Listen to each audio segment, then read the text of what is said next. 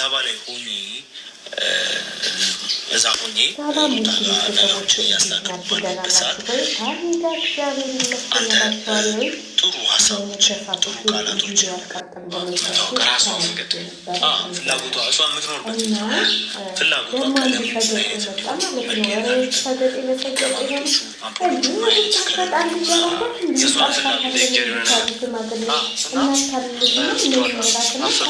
ቀለም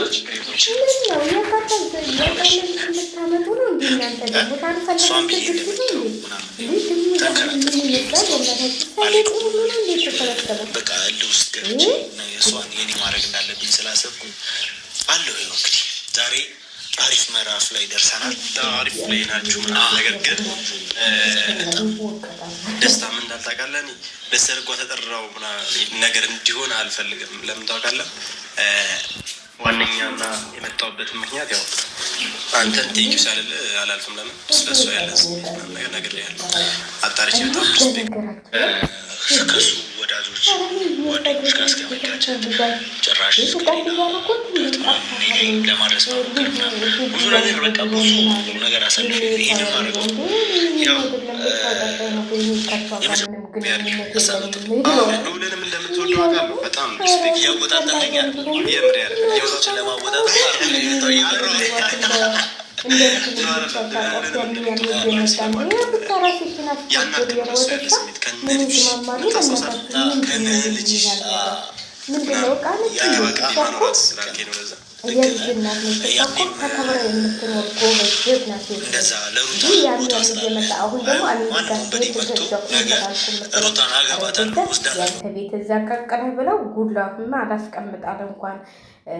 እንኳን ሚስት ልታረጋት ማለት ነው። ያለ በጣም የምትገርም ሰው ነህ። እንደው ለመጣው ለሄደው ሁሉ ጠልፋለሁ። ደግሞ ጠለፋ እኮ ሽማግሌ ቤተሰቦቿ እንኳን ቢብሉ እጠልፋለሁ።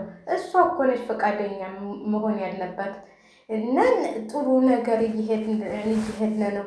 እንደዚህ እያለ ነው እንዴ? አንተም ባለ ዝም ብለህ ቡላና ተንከመናተ እሷ እናቴ እሷ አላማ ያላት ናት። እሷ ከአብርሃም ጋር እንኳን እንትን ባትል ዳኒ ጋር ነው የምትሆነው ማለት ነው። የአብርሃም ልጅ እንኳን ባይሆን የዳኒ ልጅ ነው የሚሆነው ልጁ። ይህ ምን ሆናችሁ ነው እናንተ? ይህ ምንድን ነው የመጣ ሰገጤ ሁሉ በቃ ሩታ ምንድን ነው ሰገጤ ሁሉ እንዴ? አንቺ ልክ እንትን አታስይዣቸውም እንዴ?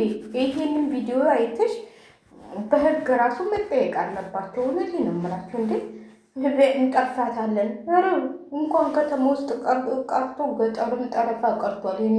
የኔ አባት የኔ በግ ከየት ነው አንተ ደግሞ የመጣኸው? ዝም ብለህ ለየት ብለህ ደግሞ ሩታን ነበር መስሪያ የምታረጓት። አሁን ደግሞ ደስታን አመጣችሁት።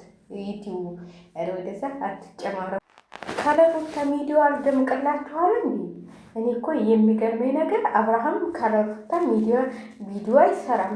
እሷ ተለለች ቻናሉ ላይ ቪዲዮ አይለቀቅም። ያም እየመጣ ሩታ ምን ታርጋችሁ? አስራችሁ ትህል እንዴ? ረው አሁንስ አስጠላችሁ እንዴ?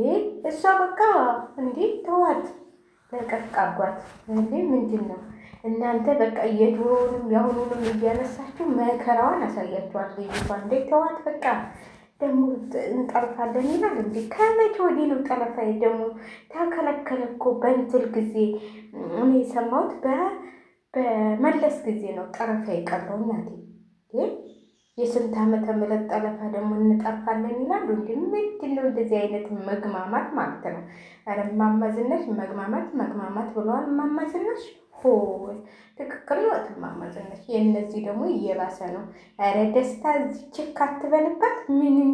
ምን ይመስላል ደግሞ ሰሞኑን ምን መስሎ መጣ? በእናታችሁ የሆነ የተሸለተች በግ መስሎ መጣ። እውነቴን ነው እናንተ፣ እውነቴን ነው የምላቸው። እውት እስኪ እንዲህ ወደ ላይ ሲያይ እኮ እግዚአብሔርን የሚጣራ ይመስላል።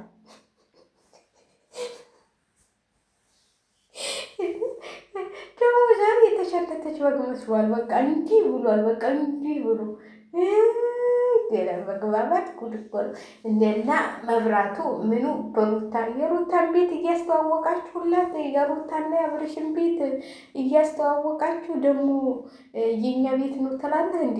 ሩታ ምን አታ ነው ለአንተ ኮርቆንዳ ቤት ይኸው በትናንትና ኢንተር ቲክቶክ ባሸነፈችው መግዛት ትችላለች። እሺ ጀግና ነች። ያንተ ቤት ፍቅር ሊሆን ነው እንዴ?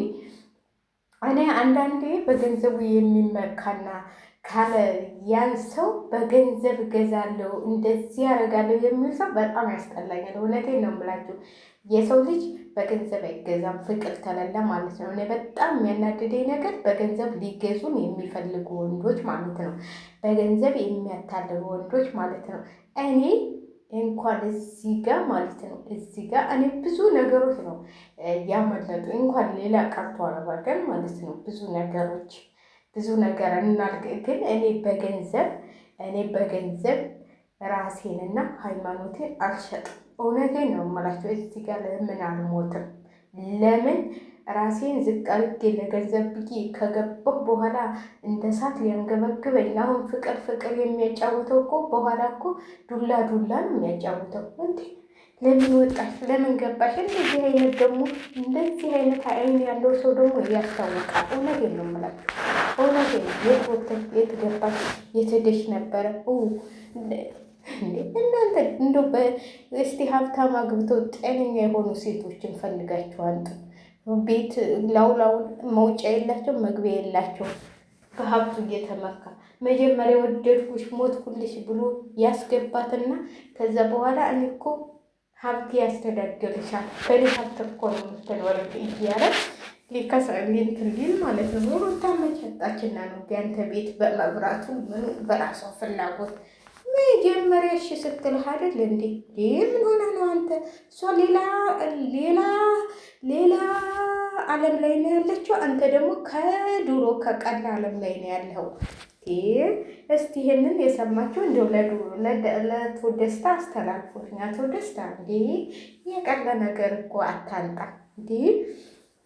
ኧረ ችግር አለ።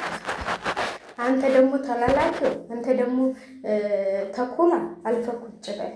የማነው ተኩላ ደግሞ እዚህ እየተለቃቀሙ በቃ ቡታጅራዎች ለብር ብለው ሰውን ሊሸጡ ተነስተዋል። አሁን ደግሞ እኔ በጣም የሚገርመኝ ነገር እንዲሁ የሌለ ነገር እየሰራችሁ ነው አሁን ያላችሁት። በስመ አብ ብጥብጥስጥስ እያላችሁ ማለት ነው። አሁን እየለምለም ወንድም ማለት ነው ያ ማን ነበር ስሙ? ከካናዳ ልጅቷን አስመጥቶ ወድሻለሁ ብሎ አሁን ያንከራተታታል ማለት ነው። ሚስቱን አስቀምጠው ተው ተግማሙ። በታው ቡታጀራዎች እንደው ለገንዘብ ሲሉ ሊሞቱ